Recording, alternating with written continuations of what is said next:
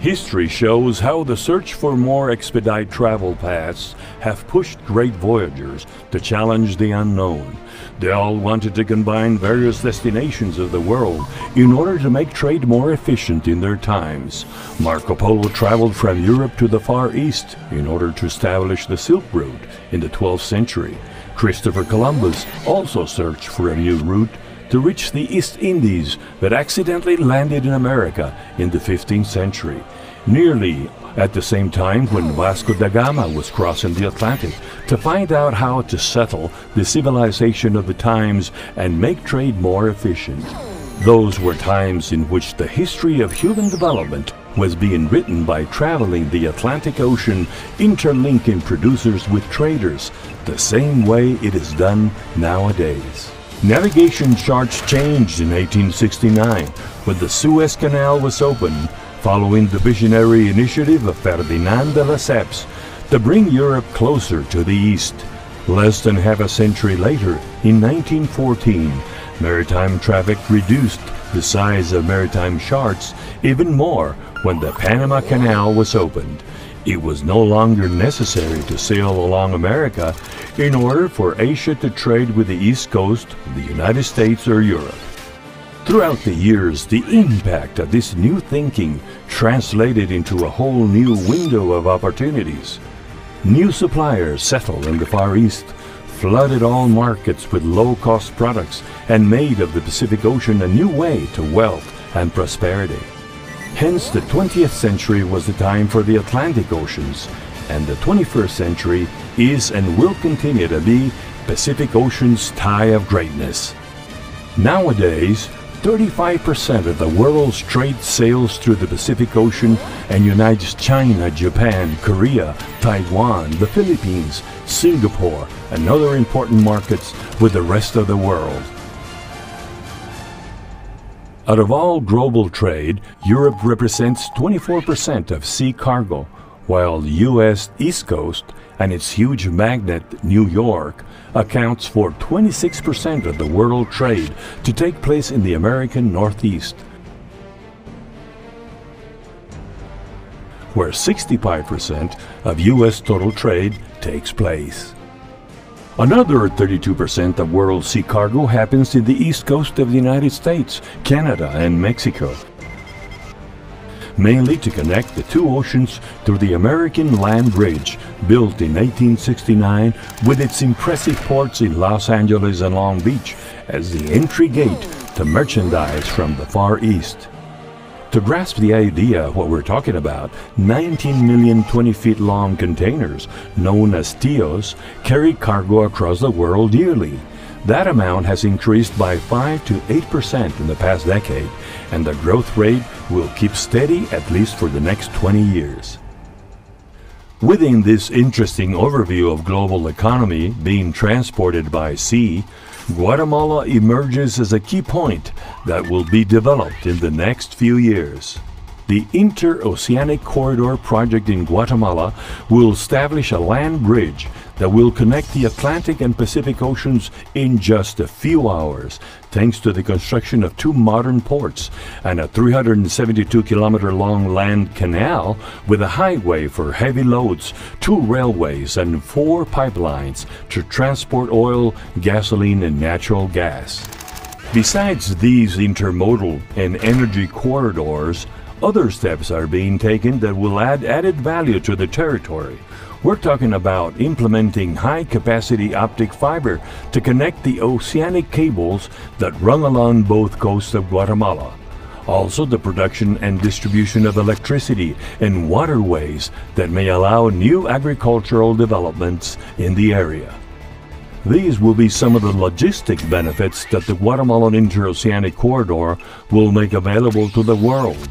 2 deep-draught ports will receive and dispatch post-Panamax and super post-Panamax boats with a capacity of up to 22,000 TEUs. These ships would have never been able to cross the Panama Canal due to its size, not even after the canal was broadened. There are other ports along the Pacific Ocean that could very well hold these modern megaships. From California down to the south, several modern ports handle a great deal of cargo from the Far East, but are unable to send it across to the other ocean in the short term.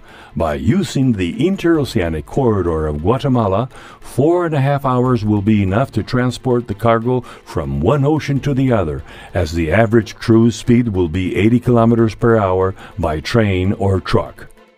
The positive impacts of this huge project will be felt in the entire region, from the south of Mexico throughout Guatemala, Belize, Honduras, and El Salvador. As a business model, the Interoceanic Corridor of Guatemala is a unique project designed to go across the east part of the country through a 140-meter wide strip. The project of the Interoceanic Corridor of Guatemala worked for 13 years to identify and incorporate the 3,512 landowners from 46 municipalities, 7 departments, and 9 municipal commonwealths. This structure guarantees the project's success by creating a consolidated property out of this new short route for the trade from Asia to the main markets in the U.S. East Coast, also to the Atlantic coast of Latin America and to Europe. Due to its geostrategic position, Guatemala allows for waiting times to be shortened by up to 3 days for the cargo that waits to go across the Panama Canal. The crossing of cargo will be more expedited due to its capability to handle up to 6 megaships simultaneously and to work 24 hours a day throughout the year.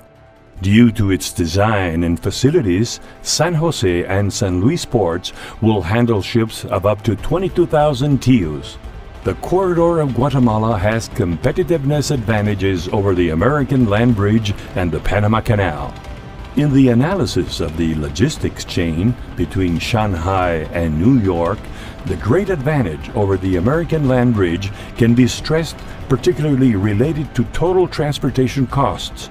In relation to the Panama Canal, the difference in the journey is more than 1,000 nautical miles.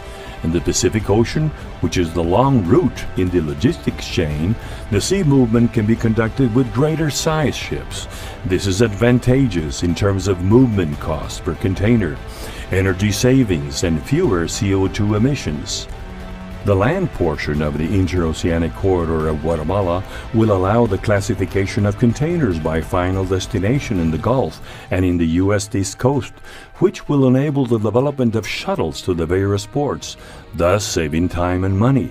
On the other hand, the land transportation through Guatemala will improve considerably the profitability of moving empty containers coming from the U.S., as they could be loaded with agricultural and agro-industrial products produced in the country and transported to Asian markets. The ports in the Interoceanic Corridor of Guatemala consist in one or more valuable support to the global economy. 5 gantry cranes for each ship, working with the same system as in Singapore. Every minute, one container will in and out the ships to the land transports. It is estimated that the average time of cargo in port will not go beyond 2 days, counting from the time of docking to the departure through the land transport towards the following port.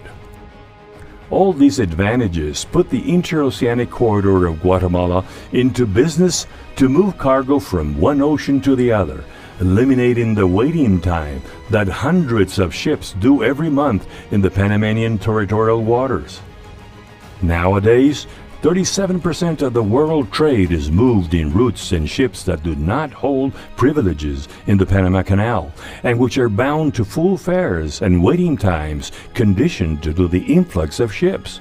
For these ships, the Interoceanic Corridor of Guatemala becomes a great opportunity to improve costs, as it will take up part of that traffic and will open doors to the new generations of ships for the present and the future. There are great benefits on their way for the country and neighboring areas through the development of this new interoceans passage. The Interoceanic Corridor of Guatemala is to be built in an area where economic development has been limited and will generate tens of thousands new jobs in its construction phase alone. Besides these points of development, the project incorporates a series of social benefits that will contribute to improve the communities. schools, technical training centers, and hospitals. However, it would also be necessary to develop reforestation projects, small and medium-sized businesses to provide maintenance to the project, as well as a wide range of opportunities for those who seek a door to the future with the Interoceanic Corridor of Guatemala. By understanding the importance of the new Interoceanic Corridor of Guatemala, it is the future that is knocking on the country and the region's door.